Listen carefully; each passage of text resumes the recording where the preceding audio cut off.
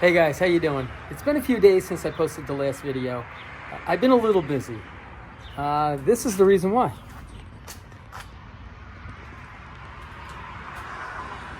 I got Toasty back. So he got this car done for me in 14 days. I couldn't be happier. The car looks great. It's like I say, is it a mint car? No. Is it a nice car? Yeah, it is.